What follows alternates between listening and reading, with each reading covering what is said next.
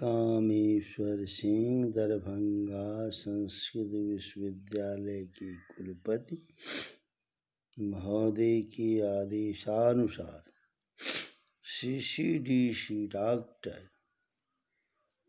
दिलीप कुमार झा के निर्देश से श्री रावणेश्वर संस्कृत महाविद्यालय गिद्धौर में शास्त्री प्रथम खंड, उपशास्त्री द्वितीय खंड एवं अन्य खंडों के लिए लघु सिद्धांत कौमुदी का संज्ञा प्रकरण सुना रहे हैं। कल आभ्यंतर प्रश्न बता दी, आज उच्चारण स्थान इसको बताना है, तब दोनों को सवर्ण संज्ञा करेंगे।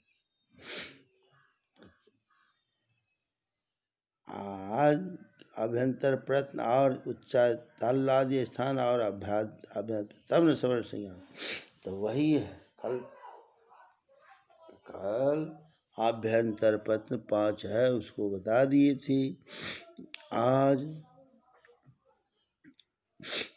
वर्णानाम उच्चारण स्थानानि, वर्ण के उच्चारण स्थान बताना है। तो पहला है कंठ। कंठ से कौन कौन वर्ण बोले जाते हैं, क्या इसका प्रमाण है? अकुह विसर्जनीयानाम कंठ, अकार ओ आ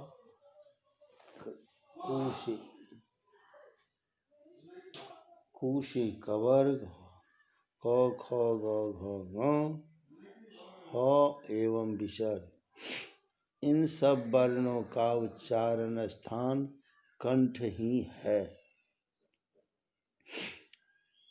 इचु यसा नाम तालु, ई चू से चवर, य और स तालब स, इन सबों का उच्चारण स्थान तालु है। अब ऋतु रसा नाम मूर्धा, रिकार टू सी टवर, र और मूर्धन्य स, इन सबों का उच्चारण स्थान मूर्धा है। मूर्धा है। अब मूर्धा पूछेगा तो यही ऋतुरासानाम मूर्धा यदि प्रमाणम कर देना है। ऋतुलसानाम दंता लिकार तुसी तवर ल स, ल का उच्चारण पूछेगा तो दंत है। कौन? ऋतुलसानाम दंता यदि प्रमाणम में ये है, ऋतुलसानाम दंता। उपू पधमान्यानाम ओष्ठु, उकार ऊशी पवर उपाधमानीय, इन वर्णों का उच्चारण स्थान ओष्ठ है। ऊशी तो ऊ हो गया, पूशी पकार हो गया, और उपधमानी, तो यहाँ उपधमानी भी आया है, और जिह्वामूली, इसको ध्यान से समझना है। जिह्वामूली और उपधमानी, तो जिह्वामूली है कंठ, क और ख से पूर्व जो अर्ध विसर्ग है उसको जिह्वामूली कहते हैं। अब प और फ से पूर्व जो अर्ध विसर्ग है उसको उपधमानी कहते हैं। ये उपधमानी है, ये भी पूछेगा तो उपधमानी यही है। अफ अफ, इसको उपधमानी कहते हैं। इनका भी उच्चारण स्थान ओष्ठ है।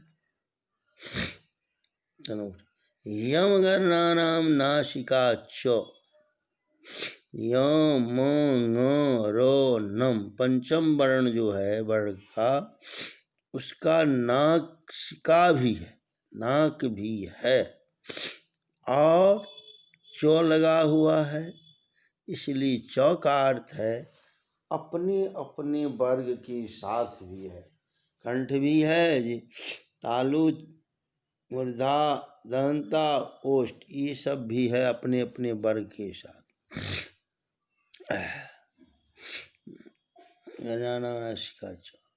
ए दैतो कंठ तालु, ए और ऐ इन दोनों का कंठ और तालु है। ओ दौतो कंठोष्ठ, ओ और औ का कंठ और ओष्ठ है, इसलिए गुण करते हैं ए कंठ तालु ए ऐ हैं। वकारस्य दंतोष्ठम, व का दंत और ओष्ठ है। जिह्वा मूली, जिह्वा वहाँ जो कहते हैं थे पद्मानी या जिह्वा मूली का उच्चारण स्थान जिह्वा मूली ही है, यहाँ कंठ नहीं आता है, इसलिए ये हुआ उच्चारण स्थान। नासिका अनुस्वार, अनुस्वार को नासिका।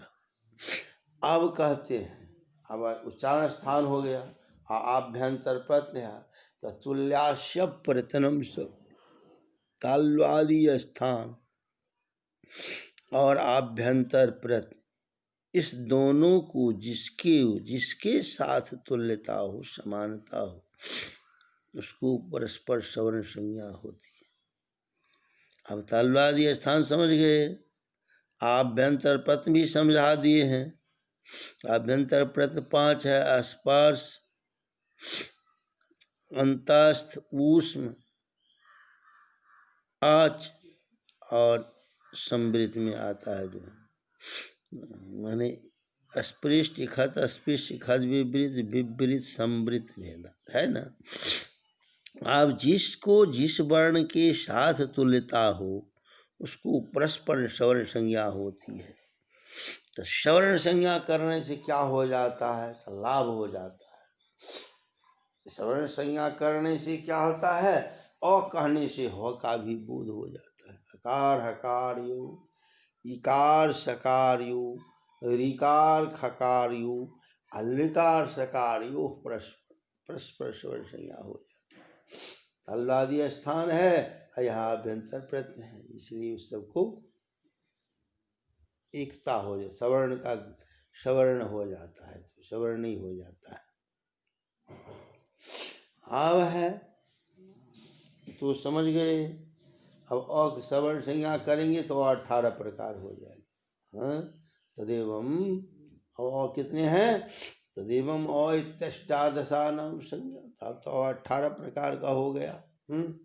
18 प्रकार अ हो जाएगा, लेकिन इसके लिए क्या है, एक पहला मुख्य सूत्र है, उकालो झस्र दीर्घ प्लूत है, उकालो अझ्रस्व दीर्घ प्लूत, उकाल अच हरस्व दीर्घ प्लूत, उच्च उच्च उच्च प, उच्च उच्च उच्च ब, बांग काल इव कालो जस्य सूच क्रमात् हर्ष दीर्घ प्लुत। कहता है उकाल उकाल उका, ऐसा जो उच्चारण काल है जिस आज को, उसको क्रम से हर्ष दीर्घ प्लुत संज्ञा होती है। और कहीं कहीं ऐसा उच्चारण से एक वचन रामश्च रामश्च रामश्च इति रामा कहते हैं। उसी तरह यहाँ उ उकाल उकाल उका, एक ऐसा जो उच्चारण काल है जिस अज को, उसको क्रमशः हर्ष दीर्घ प्लुत संज्ञा होती है। अब हर्ष दीर्घ प्लुत हो गया, कोई भी वर्ण जो है उ अ हर्ष हो गया, दीर्घ भी हो गया और प्लुत भी हो गया। हर्ष दीर्घ प्लुत है। अब हर्ष दीर्घ प्लुत को सहर्ष प्रतीकम उदात्तादि भेदेन, वह हर्ष दीर्घ प्लुत जो है प्रतीक को उदात्तादि भेद से 3 प्रकार का होता है।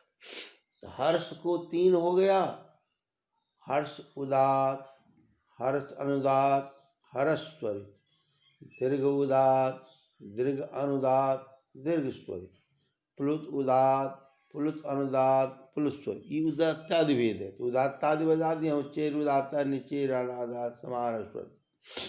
इस भेद से प्रत्येक हर्ष को 3 प्रकार का, दीर्घ को भी प्लुत को भी अब 9 प्रकार हो गया, 9 प्रकार तो हो गया।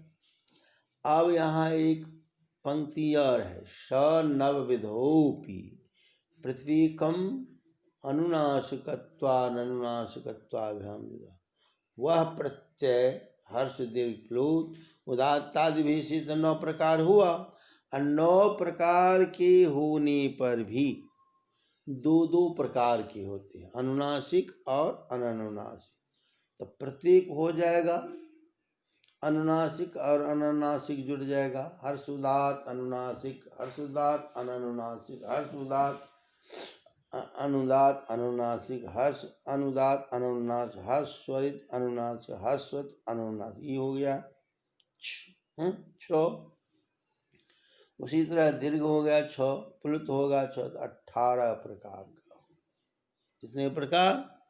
अब वर्ण हो गया 18 प्रकार। कल आप 12 प्रकार का भी बतावेंगे, 30 प्रकार का भी बता देंगे।